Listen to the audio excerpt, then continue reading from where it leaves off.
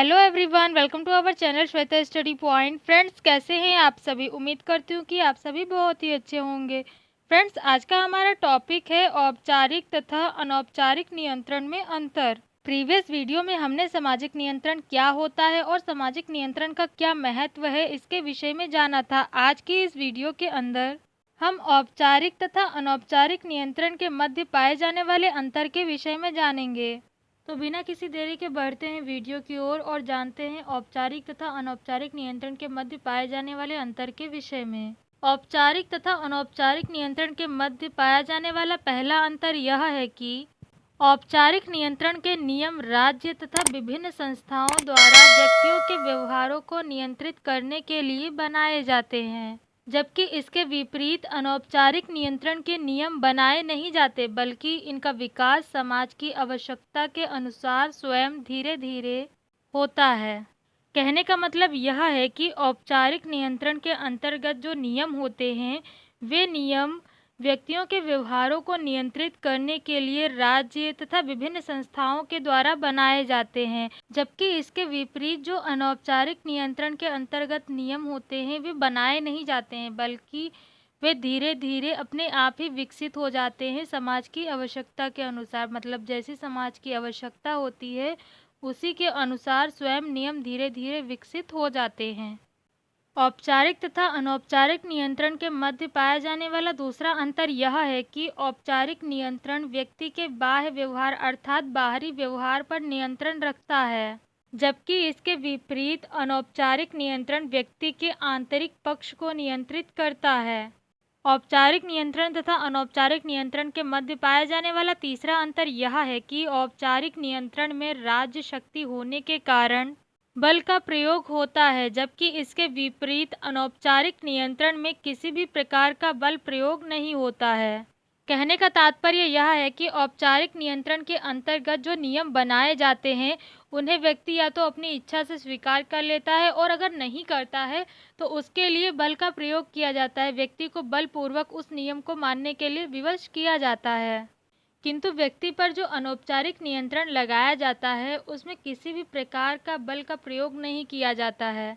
औपचारिक तथा अनौपचारिक नियंत्रण के मध्य पाए जाने वाला चौथा अंतर यह है कि औपचारिक नियंत्रण के बाह्य होने के कारण औपचारिक नियंत्रण का प्रभाव अस्थायी होता है, अर्थात कुछ ही समय तक इसका प्रभाव रहता है, जबकि इसके विपरीत क्योंकि अनौपचारिक नियंत्रण की प्रकृति आंतरिक होती है, अतः इसी कारण अनौपचारिक नियंत्रण का प्रभाव स्थायी होता है। इनके मध्य पाया जाने वाला पांचवा अंतर यह है कि औपचारिक नियंत्रण जटिल एवं विस्तृत समाजों में अधिक पाया जाता है, जबकि अनौपचारिक नियंत्रण सरल एवं छोटे समुदायों में अधिक प्रभावशाली होते हैं। कहने का तात्पर्य यह है कि औपचारिक नियंत्रण का प्रभाव जटिल एवं विस्तृत समाजों में सबसे ज़्यादा देखने को मिलता है, लेकिन इसके विपरीत अनौपचारिक नियंत्रण जटिल एवं विस्तृत समाजों की अपेक्षा सरल और छोटे समुदायों में ही ज़्यादातर देखने को मिलता है। जैसे कि प्रथाएं। प्रथा अनौपचारिक नियंत्रण का ही एक साधन है, लेकिन इसे हम ज़्यादातर जटिल एवं विस्तृत समाज में नहीं देखते हैं। यह ज़्यादातर हमें सरल एवं छोटे समुदायों में ही प्रभावपूर्ण दिखाई देता है। इनके मध्य पाया जाने वाला छठा अंतर यह है कि औपचारिक नियंत्रण के नियमों में आवश्यकता अनुसार शीघ्रता पूर्वक परिवर्तन किया जा सकता है, लेकिन अनौपचारिक नियंत्रण के नियमों में शीघ्र ही परिवर्तन संभव नहीं होता। कहने का मतलब यह है कि अनौपचारिक नियंत्रण के जो नियम होते हैं, वे ज़रूरत के अनुसार बदले जा सकते हैं, उनमें जल्दी से जल्दी परिवर्तन किया जा सकता है, लेकिन जो अनौपचारिक नियंत्रण के नियम होते हैं, वे शीघ्र अतिशीघ्र परिवर्तित नहीं किए जा सकते, उनमें इतनी जल्दी परिवर्तन संभव नहीं होता है। उदाहरण के लिए प्रथा को ही ले लीजिए। प्रथाएं जो बहुत समय से चली आ रही हैं, क्या उनमें इतनी जल्दी परिवर्तन संभव है? नहीं संभव है।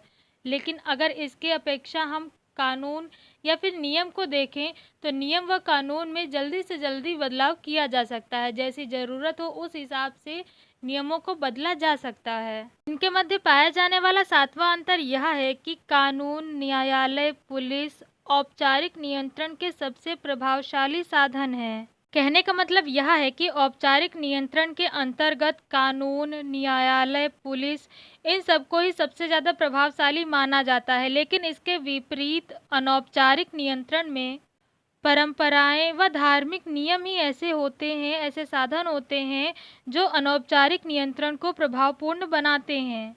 औपचारिक तथा अनौपचारिक नियंत्रण के मध्य पाया जाने वाला आठवां अंतर यह है कि औपचारिक नियंत्रण में दंड देने का कार्य राज्य अथवा प्रशासनिक संगठन द्वारा किया जाता है। दूसरे शब्दों में कहे तो समाज में जब कोई व्यक्ति कुछ गलत कार्य करता है तो उसके लिए औपचारिक नियंत्रण में उसे दंड देने का कार्य राज्य व प्रशासनिक संगठन द्वारा किया जाता है, जो कि प्रायः कठोर होते हैं। जबकि इसके विपरीत अनौपचारिक नियंत्रण के अंतर्गत दंड देने का कार्य समूह, पंचायत अथवा समूह के प्रमुख व्यक्तियों द्वारा किया जाता है और ये बहुत ज़्यादा कठोर नहीं होते हैं। फ्रेंड्स, यह थी जानकारी औपचारिक तथा अनौपचारिक नियंत्रण के मध्य पाए जाने वाले अंतर के विषय में। उम्मीद करती हूँ कि आपको मेरे द्वारा दी हुई यह जानकारी पसंद आई होगी। वीडियो में दी गई जानकारी कैसी लगी कमेंट करके ज़रूर बताएं।